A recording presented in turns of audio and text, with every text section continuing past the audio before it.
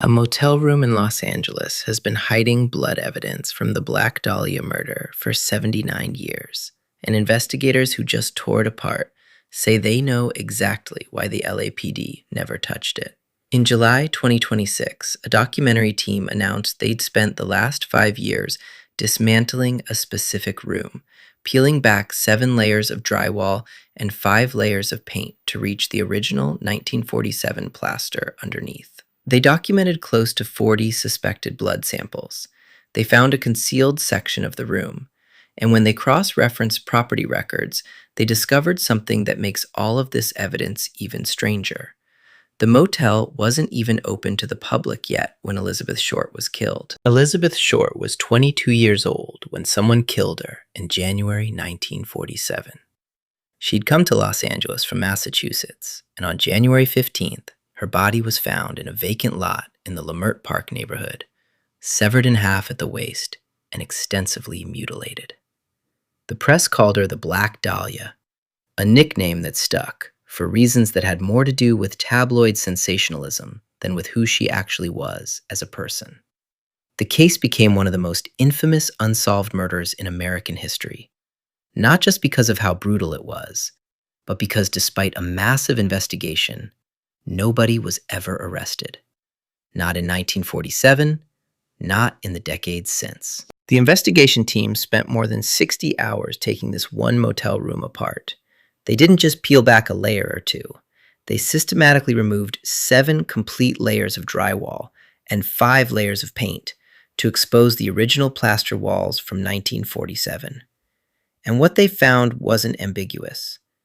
They documented nearly 40 locations where they suspected blood evidence, consistent with what a senior criminalist would describe as a major bloodshed event. They also found a concealed area of the room that had been deliberately covered over. When you seal a room like that, when you bury it under nearly 8 decades of renovation materials, you're not just remodeling. You're making very sure nobody looks at what's underneath. The people making these claims aren't random true crime hobbyists with a podcast. The investigation team for what's now called Deconstructing Dahlia includes Steve Cooley, the former Los Angeles County District Attorney, Lenny DePaul, a retired U.S. Marshal Commander and investigator, Teresa Payton, who served as White House Chief Information Officer, Mike Rothmiller, a retired LAPD detective and author, and the forensic analysis was handled by Leslie Thompson, a senior criminalist with the Los Angeles County Sheriff's Department. People magazine first reported their findings on July 1st, 2026, and Los Angeles magazine followed up days later with more detail. These aren't people who can afford to make sloppy claims. They've got actual reputations on the line. So why does this particular motel room matter so much?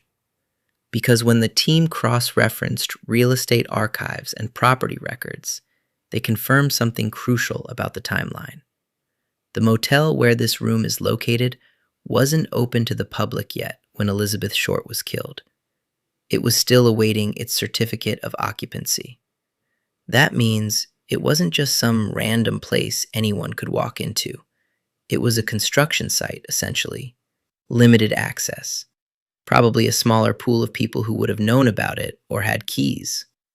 And if this room really does contain blood evidence from a major, violent event that happened in January 1947, when the building wasn't even officially operational, that dramatically narrows down who could have been there. The pattern of suspected blood evidence they documented isn't just a few random spots. Close to 40 samples, distributed in a way that's consistent with what Leslie Thompson, the senior criminalist, would recognize as a significant bloodshed event. Now they've submitted samples for advanced ancient DNA testing, which is a whole different level of forensic analysis than what was available in 1947, or even 10 years ago for that matter. The technology to extract usable DNA from biological material that's been sealed under layers of paint and drywall for nearly 80 years is relatively recent. Whether they'll get a viable profile is still uncertain. Ancient DNA work is difficult, and the success rate varies. But the fact that they're trying tells you how seriously they're taking what they found. The original LAPD investigation in 1947 was massive. They interviewed hundreds of people, followed up on thousands of tips, and the case generated so much public attention that it became almost impossible to manage. The problem with a case that famous is that everyone has a theory. Everyone has a suspect they're convinced of, and sorting legitimate leads from noise becomes a full-time job in itself. But even accounting for the chaos and the limitations of 1940s forensic science, the question that keeps coming up is, if investigators at the time had reason to believe a specific motel room that wasn't even open yet might contain evidence, why wouldn't they have processed it? Or if they did process it, why is there no record of that in the case files? Over the years, more than 150 people have been investigated or considered suspects in Elizabeth Short's murder.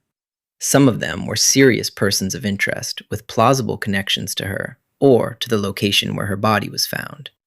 Others were probably just people the press or amateur sleuths latched onto based on flimsy circumstantial details.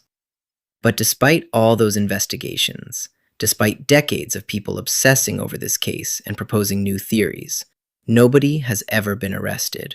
Nobody has ever been charged. And as far as we know, no physical evidence has ever definitively linked any specific individual to the crime. Until, potentially, now, if this DNA testing produces results. That's a 79-year gap between the murder and the first real possibility of a forensic breakthrough. The certificate of occupancy detail is what turns this from interesting to genuinely suspicious. If the motel wasn't legally open in January 1947, then the people who had access to that room were limited. Probably the property owner, construction workers, maybe a handful of others. That's the kind of detail that narrows an investigation significantly. And it raises an uncomfortable question. Did the original investigators know about this location? Because if they did, and if they chose not to pursue it, or if they did pursue it and then buried the results, that's not an oversight. That's a decision. And you'd have to ask yourself what kind of pressure or what kind of consideration would lead investigators to make that decision in the middle of the biggest murder case Los Angeles had ever seen. So why would the LAPD deliberately avoid investigating a room they likely knew contained evidence? The Deconstructing Dahlia team's theory, based on their 5 years embedded in the case and access to retired LAPD personnel like Mike Rothmiller, is that the answer has more to do with who owned or controlled that motel than with the crime itself. In 1947 Los Angeles, there were certain people you didn't investigate too closely if you wanted to keep your career, or maybe just your safety. Organized crime had serious influence in the city, and certain properties were effectively untouchable. If the motel was connected to someone powerful enough, the calculus might have been simple.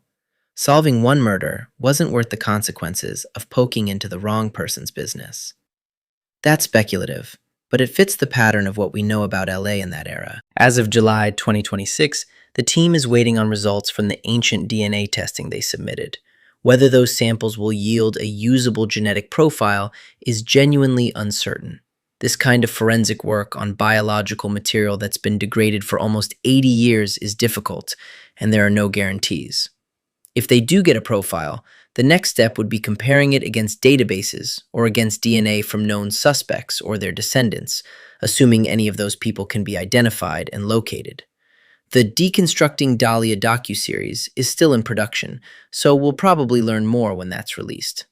But even if the DNA testing doesn't produce a definitive answer, the fact that this room existed, that it was sealed for 79 years, and that nobody officially investigated it despite its timeline lining up with the murder, that's a story in itself. Elizabeth Short's murder has been unsolved for 79 years. And there's a real possibility it'll stay that way even after all this new investigation. Cold cases this old don't usually get solved by one dramatic piece of evidence. They get solved by the slow accumulation of details that finally add up to something prosecutors can use. What the Deconstructing Dahlia team has done is add a significant piece to that puzzle: a physical location, a timeline that makes sense, forensic evidence that's being tested with technology that didn't exist even a decade ago, and a credible explanation for why it might have been deliberately ignored in 1947. Whether that's enough to finally answer what happened to Elizabeth Short, we'll find out. If you got something out of this, a like actually helps with the algorithm, and subscribe if you want more investigations like this one.